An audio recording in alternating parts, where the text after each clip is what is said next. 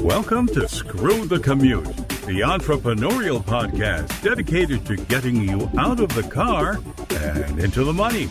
With your host, lifelong entrepreneur and multimillionaire, Tom Antion.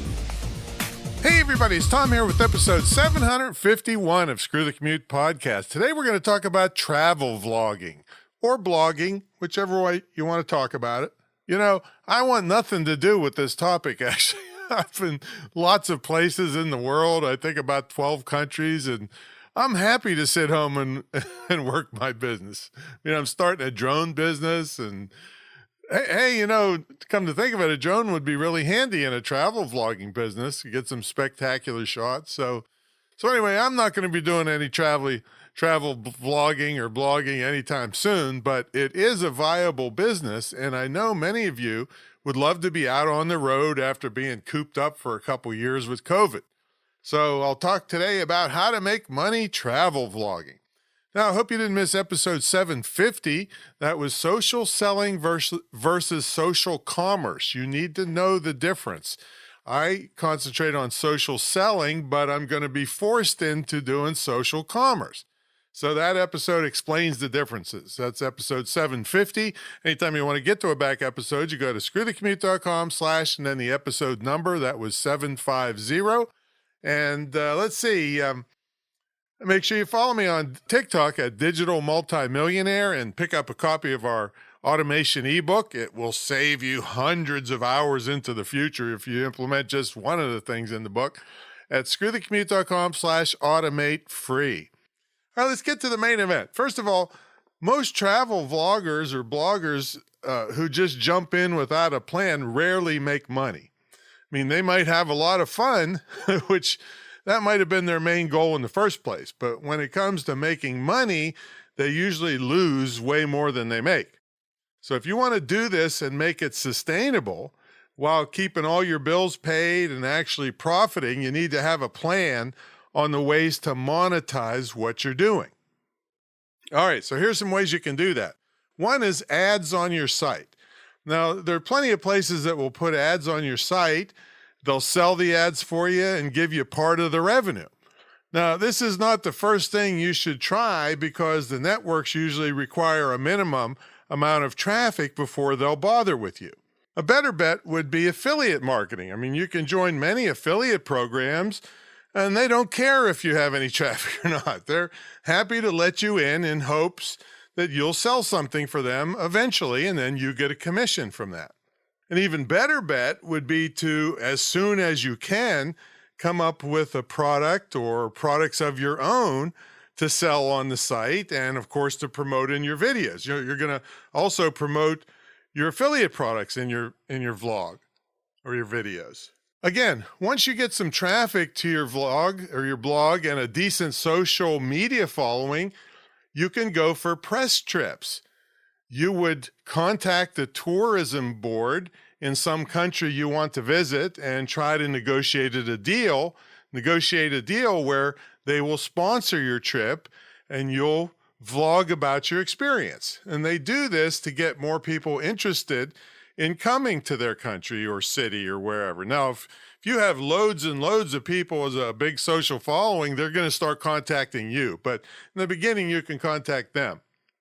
Next thing is a sponsored post. This would be when a company pays you to do a review of their product. Let's say you're into camping. Well, some company might give you a camping stove and have you blog about it. Now, to keep your reputation good, you need to make it clear to the company you will be giving an honest review of the likes and dislikes of the product. Some companies just give you the product without extra cash and let you keep it. And I guess you can sell it on Facebook Marketplace or OfferUp or something. See, I buy a lot of stuff from a local guy who's an Amazon reviewer. He's got a garage full of stuff that he sells on OfferUp and Facebook Marketplace after he reviews it. And I mean, you know, what's he going to do? How many dash cams can he, use in his car? So yeah, he's got a whole garage full of stuff. He makes money that way. Sponsored links. Now, some companies will ask you to put a link back to their site in exchange for money. They'll pay you. This is opposed or different from an affiliate program where they put the site for free and you only get paid if somebody buys something. So they're paying you for the link. Now, the only downside to this is if the link goes to a totally unrelated product to what your blog is about.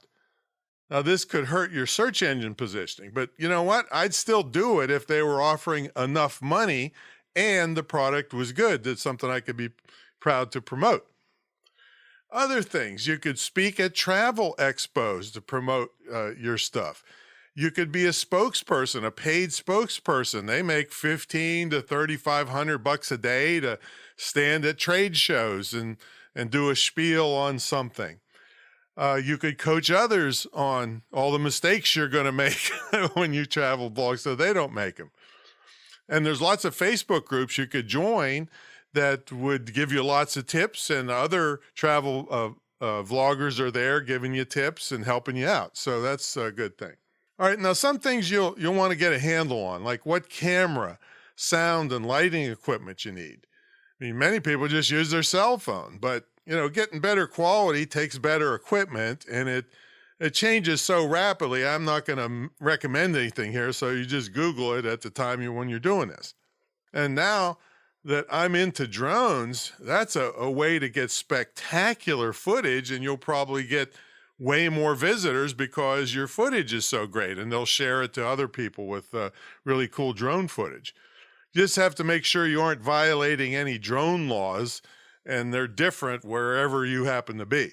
Now, if you plan on going to remote areas, how are you going to get an internet connection? Or will you have to wait to upload your footage until you get back to civilization? Are you going to buy an RV and give up your regular home or apartment? Are you going to only go to warm places? Or are you staying in your own country, or are you going to other countries? And there's lots of questions to ask before you do this. This is what I'm talking about, making a plan. Now, are you doing Airbnbs? Anyway, there's lots of decisions you got to make before you just head out into the world thinking you're now a big shot travel blogger, all right? Now, this can be an extremely rewarding endeavor, both from a lifestyle standpoint and financially, but it all takes planning. So I suggest you Google the most successful travel blogs and see what other people are doing. Also, one other thing, if some of them are boasting the money they're making, I think I would divide it in half, or maybe even take 25% of what they're claiming, because most people online just brag about how much they brought in, and that's called gross income, not how much they kept, which is called net income. All right. So chances are you're not going to see me out on the vlogging trail, but I'll tell you what, it can be very lucrative and a lot of fun if you haven't done all this traveling that I've done and you really want to get into it. So if you'd like to help with this and every other thing it takes to be successful online, especially with that vlog setup and marketing and all the other things to help more people see your stuff, I'm the guy. So check out greatinternetmarketingtraining.com. Greatinternetmarketingtraining.com is the longest running, most successful, most unique ever in the field of internet and digital marketing mentor program. And then also I have a new program called How to Be a Great Podcast Guest. And of course, this topic would lend itself beautifully to being a podcast guest.